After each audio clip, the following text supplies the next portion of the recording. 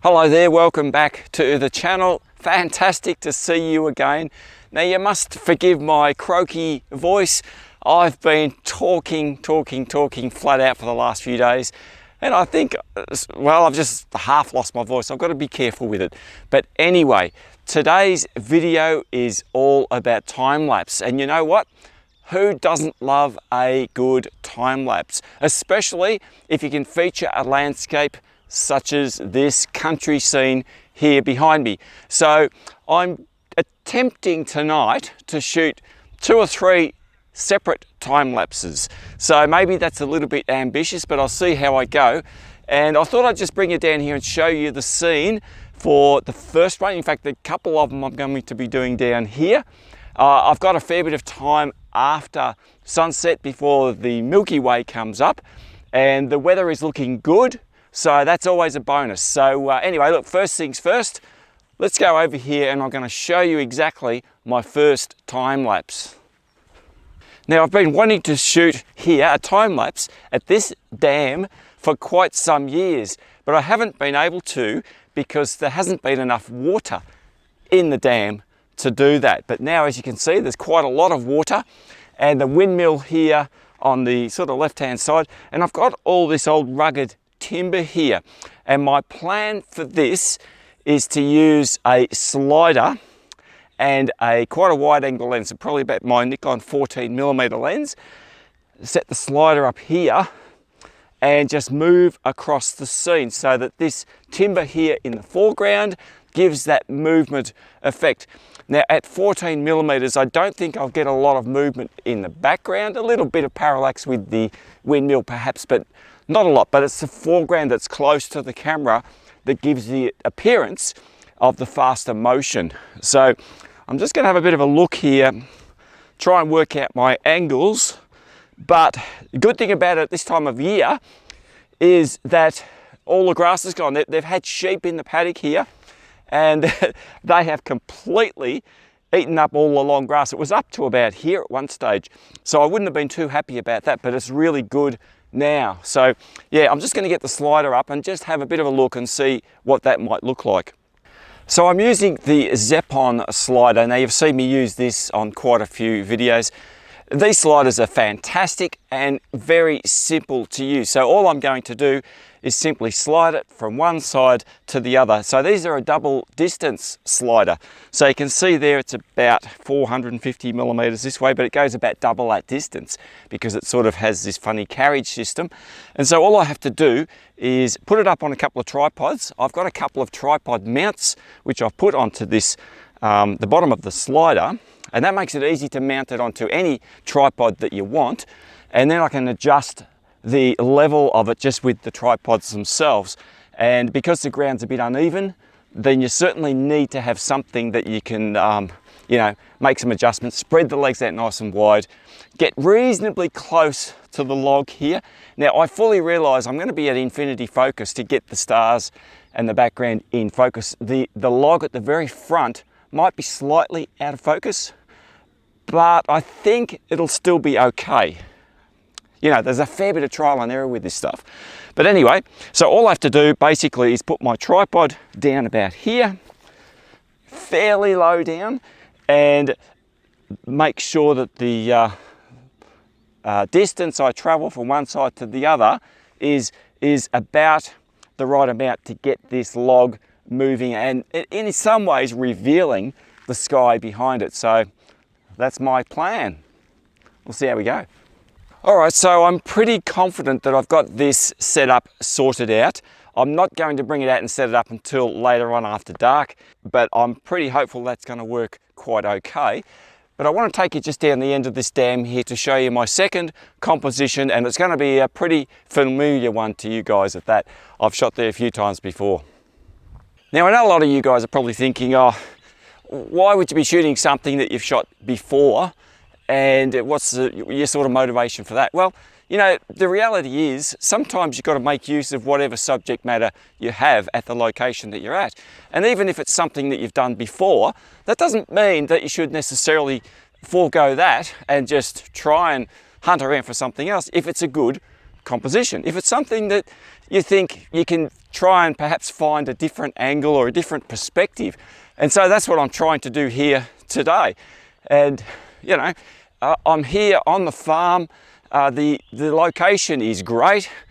The subjects around here are fantastic. And yeah, I have shot most of this stuff numerous times in the past, but that doesn't really, for me, it doesn't make a whole lot of difference as far as whether I want to shoot it again. So anyway, I'm just going to show you what it is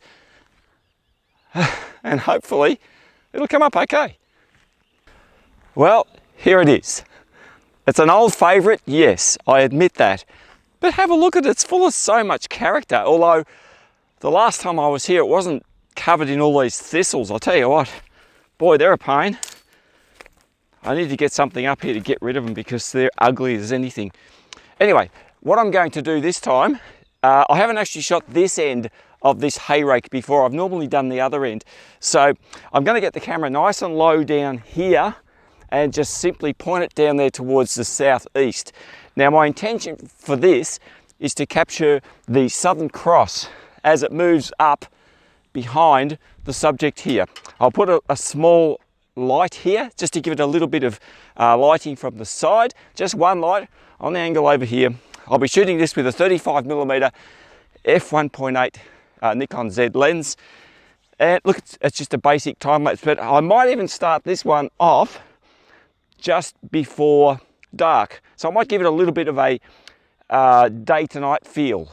Now I'll probably shoot that in program mode. Yes, you heard that right, program mode on the Nikon Z series cameras is absolutely phenomenal. So there you go.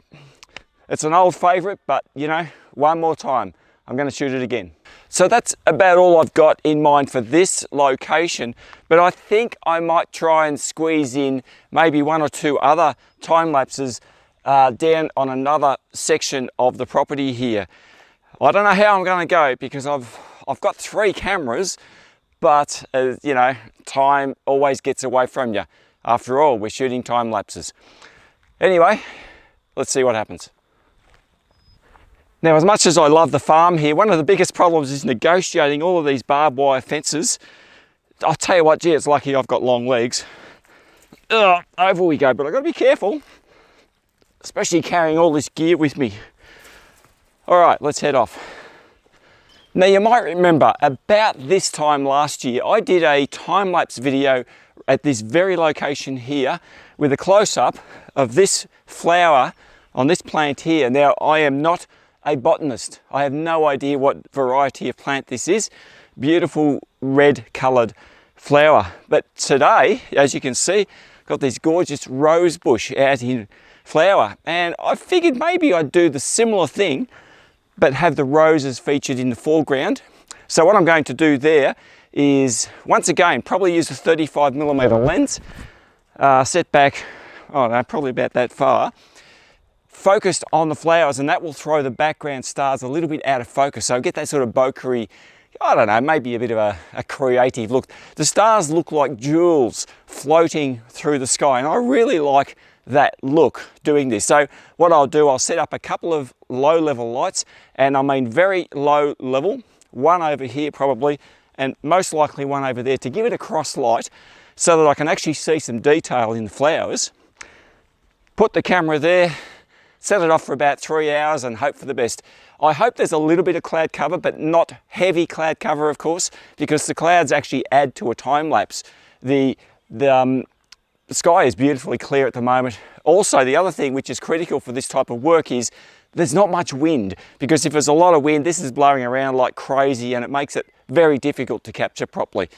So I'm starting to get excited, but I've got a few hours to go yet before the sun goes down. Next time you see me will probably be tonight, getting ready, setting up or whatever.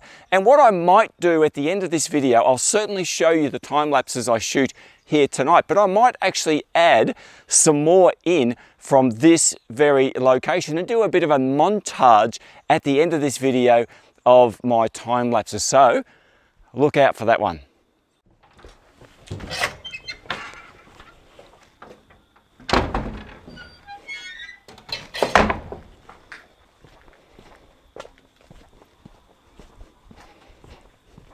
All right, well, here we are. There's my rose bush. I've got my camera set up here pretty close. As I said, I'm going to be focusing onto these roses, and I'm going to be shooting there. The Milky Way galactic core is going to be coming up very shortly. So I'm going to be shooting this for, I've got to work it out, but I think around 4 hours. I've got it set up onto my Zep-on Pons system. So I'm doing a little bit of a pan and tilt. So the idea is that the core is going to start over there and go up here. So I'm just going to gently follow that movement, but it's only going to be a slight movement for over that period of time, 4 hours. It's not going to look like it's moving very quickly at all.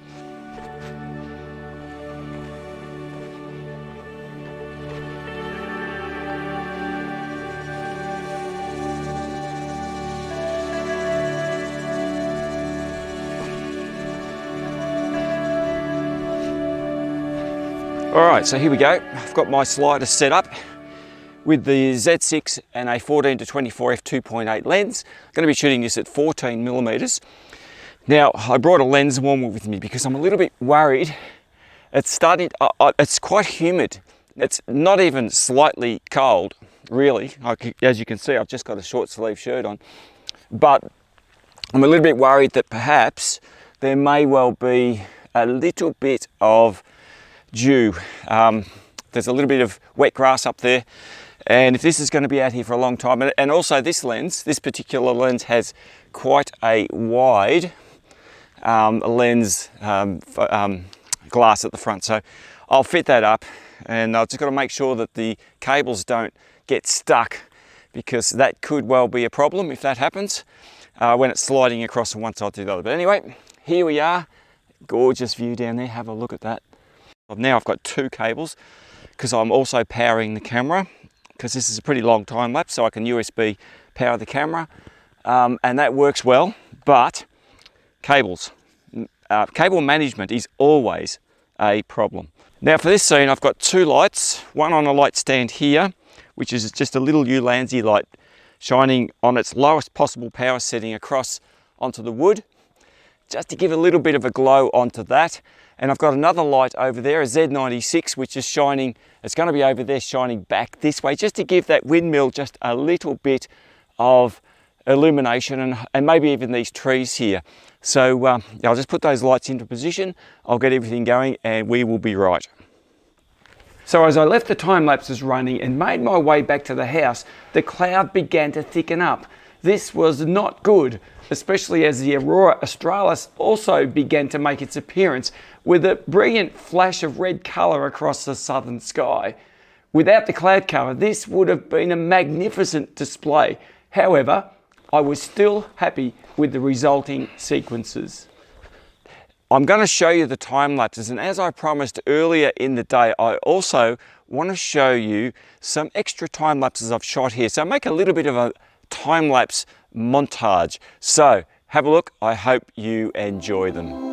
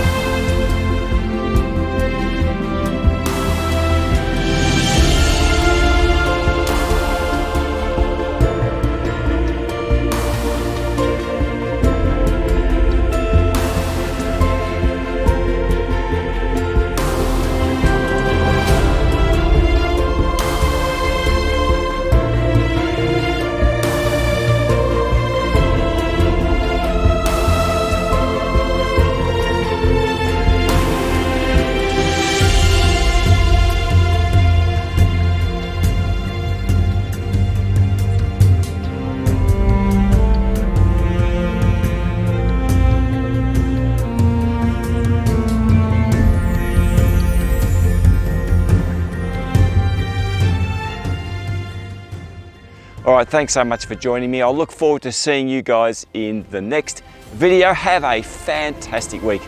I'll see you later.